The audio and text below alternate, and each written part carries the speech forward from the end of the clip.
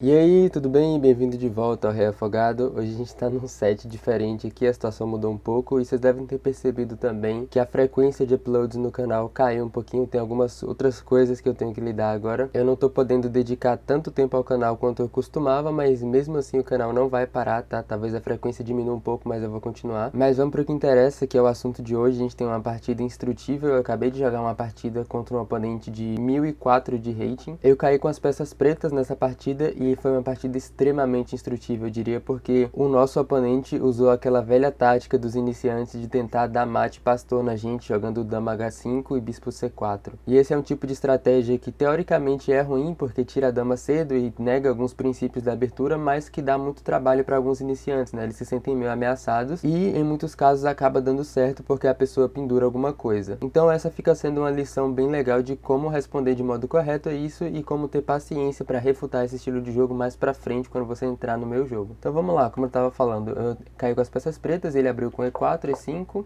dama H5, né, e eu joguei cavalo C6. Esse é o primeiro lance que você tem que saber de como fazer pra refutar esse tipo de abertura, porque o que o branco tá fazendo aqui, ele tá atacando esse peão, tá ameaçando tomar o peão com cheque. Então pra lidar com isso você defende, e só depois de ele criar a ameaça de mate com o bispo C4, agora você resolve isso jogando G6. Só pra citar um outro recurso que tem aqui no canal que pode ser instrutivo pra você também, se você quer dar uma explorada mais em como lidar com esse tipo de abertura aqui de pretas, no meu vídeo de como destruir o Nelson, que é aquele bot do chess.com que sempre sai com a dama, logo no início da partida, aconteceu algo similar a isso. Ele jogou dama H5, mas no final ele acabou jogando bispo B5 em vez de bispo C4. Então a linha não é similar, mas lá eu dou muita instrução em como refutar ataques prematuros de dama. Vou deixar o card aqui em cima se você quiser ver aquele vídeo. Mas então, voltando para o que eu estava falando aqui, a gente jogou G6, né, lidando com o ataque da dama. Ele voltou com dama F3, reforça a ameaça, agora ele está de novo ameaçando o mate em F7, mas isso não é difícil de resolver. A gente joga cavalo F6 aqui, a peça está defendida, né, a dama está defendendo esse cavalo,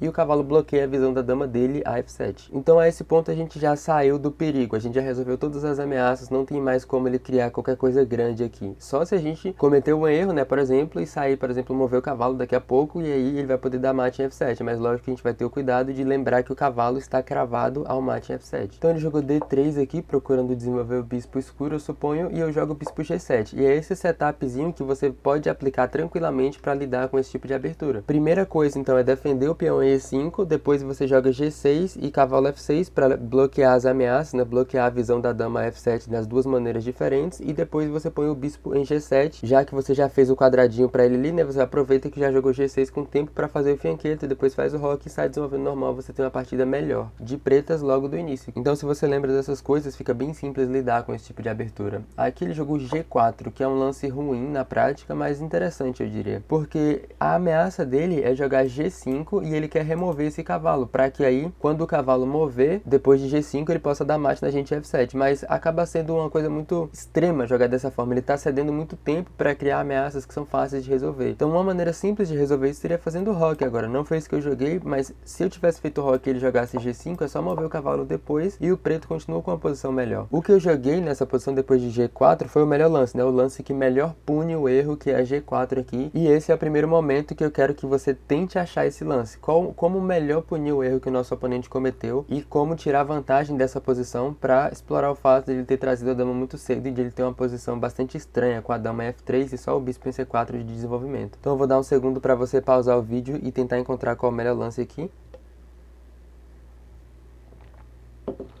Então vamos lá, o melhor lance nessa posição é D5, que é um sacrifício de peão, né? Então eu suponho que esse lance não seja tão fácil de achar para um iniciante por causa disso, por ser um sacrifício e parecer um lance meio estranho. Mas a ideia no final desse lance é bastante simples. A gente quer sacrificar o peão mesmo, entre aspas, para abrir a posição logo cedo e principalmente abrir a diagonal para esse bispo aqui poder mover. Eu digo sacrificar entre aspas porque, se você reparar, agora o peão aqui em G4 está em defesa, ele está atacado duas vezes. Então mesmo que ele tome isso, a gente pode recuperar o outro direto. E aí a gente já sai com uma vantagem de desenvolvimento maior ainda, porque a gente vai poder tirar o bispo claro para G4 com tempo na dama dele de novo. E a esse ponto vai ficar muito difícil defender a posição quando a gente tiver tantas peças menores jogando. Então depois de ele capturar aqui, tem duas maneiras de continuar que é bem difícil dizer, pelo menos para mim, qual a diferença entre a ordem de movimentos, né? Essas duas maneiras são jogando bispo G4 e aí cavalo D4 em alguma ordem, né? Qual dos dois vem primeiro é a pergunta. A melhor maneira de continuar, a maneira mais precisa, digamos assim, é com cavalo D4 primeiro, e eu vou te mostrar por quê. Então, se a gente joga cavalo D4 aqui, ele tem que jogar dama D1, porque a gente está tanto atacando a dama, quanto ameaçando cavalo por C2, que ia ser um cheque.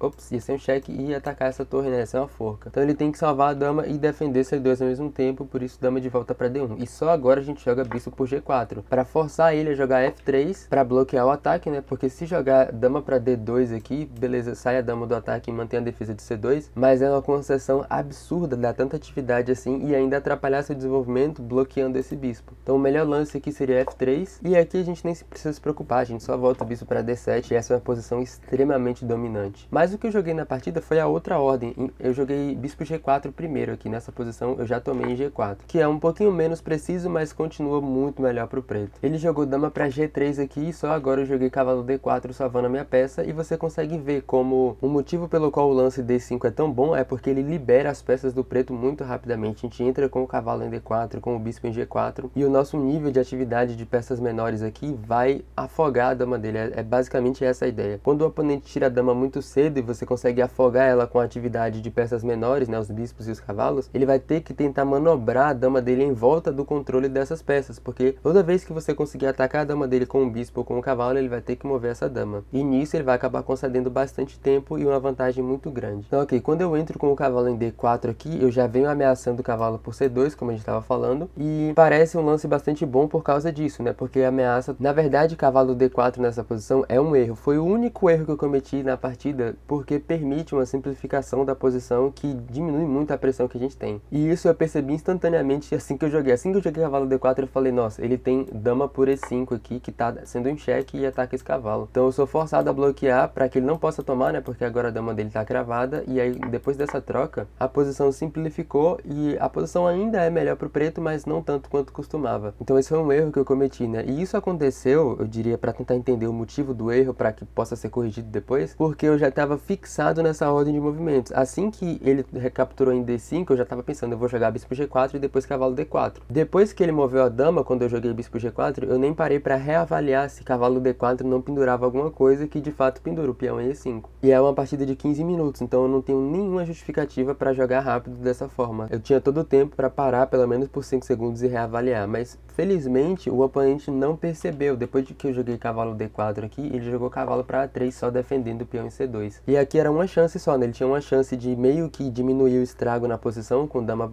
toma em E5, mas como ele não encontrou, agora a posição volta a ser completamente ganha e muito melhor pro preto. Eu fiz o roque aqui, ele jogou H3 atacando o bispo, eu voltei o bispo para H5, mantendo o controle da diagonal, e esse bispo é muito dominante, porque se você reparar aqui, o bispo e o cavalo em D4 combinam para impedir o desenvolvimento do cavalo dele, porque eu controlo tanto o F3 quanto o E2 duas vezes, e aí se ele tentasse desenvolver o cavalo para um desses quadrados, eu ia poder capturar esse cavalo. Então o domínio que as minhas peças têm na posição dele dificulta muito até ele conseguir tirar as peças da posição inicial. Aqui ele jogou bispo para G5 e, como eu estava falando, essa posição é muito melhor para o preto, né? Vão ter, como é o caso, quando você tem uma posição tão melhor assim, vão ter vários lances que ganham ou que mantêm uma vantagem muito grande. Mas eu quero ver se você é capaz de encontrar qual a melhor continuação nessa posição. Então eu vou te dar mais um segundo para pausar o vídeo e tentar encontrar de novo enquanto eu tomo um gole.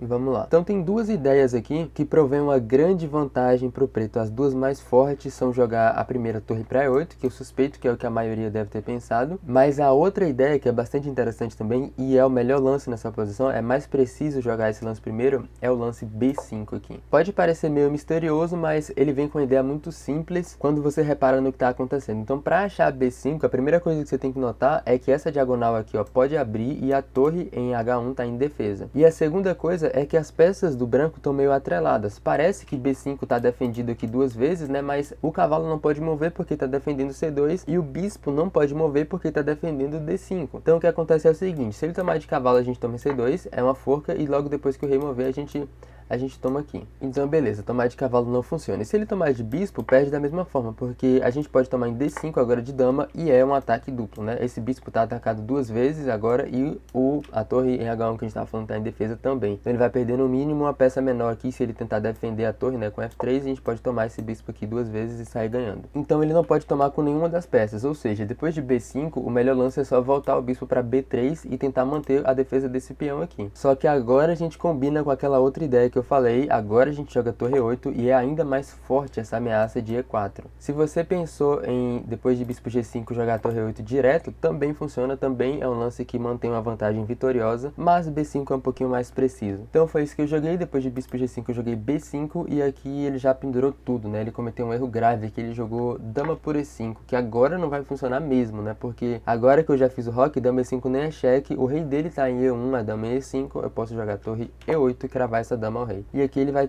perder a dama, né? Sem falar que o bispo permanece no ar. Depois de ele tomar a torre, eu tomo de volta com cheque. Só depois que ele mover o rei, aí sim eu tomo o bispo. Essa é uma quantidade absurda de material a mais. Ele jogou DC4 aqui e a esse ponto é só uma questão de achar uma sequência de mate, né? Eu comecei com cavalo E4, que ganha ainda mais material, porque depois que o rei moveu, o bispo em G5 também tá indefeso. Ele não pode tomar aqui por causa do nosso bispo fianquetado, né? A defesa do bispo foi liberada. Ele jogou H4 atacando o cavalo, mas aqui você nem precisa mover, né? Você já tem uma sequência de mate forçada, começando com dama para D4 cheque, com o suporte do cavalo. Mesmo que o cavalo esteja no ar, né? Esteja ampli, ele também pode continuar defendendo o quadrado. Então a gente pode dar esse cheque. Ele jogou rei C3 aqui, o que permite, né? Cavalo C6 cheque descoberto. Agora eu tenho 2 cavalos no ar, mas ele não pode tomar nenhum deles por causa do cheque. E ele nem vai ter tempo de tomar, né? Porque o rei aqui já tá numa teia de mate. Depois de rei para B3, dá para jogar torre B8 e cavalo B5 a tentativa, né? Se ele jogar rei A4, torre B4 é mate imediatamente. Então cavalo B5 seria uma tentativa melhor, foi o que ele jogou. Só que agora a gente pode só tomar esse cavalo mesmo. E depois que ele tomar de volta com o peão, dama B4 vai ser mate. Então a gente finaliza a partida com um cavalo no ar, outro cavalo no ar 2 vezes, mas mesmo assim os dois serviram para dar suporte para a dama em seguir e encurralar o rei adversário. Então essa foi a partida, a gente vence mais uma e chega ao rating de 1093, estamos cada vez mais perto da próxima faixa, que é o 1100. Eu espero que vocês tenham gostado, eu espero que tenha sido instrutiva essa partida. Se ficou alguma dúvida, se você tem alguma sugestão de melhoria, deixa aí nos comentários, eu gosto muito de ler isso. Eu espero que vocês perdoem a frequência um pouco menor de vídeos, a partir de agora eu vou fazer meu melhor para manter o canal vivo e rodando aí. Então como sempre, eu espero que você tenha gostado e até o próximo vídeo.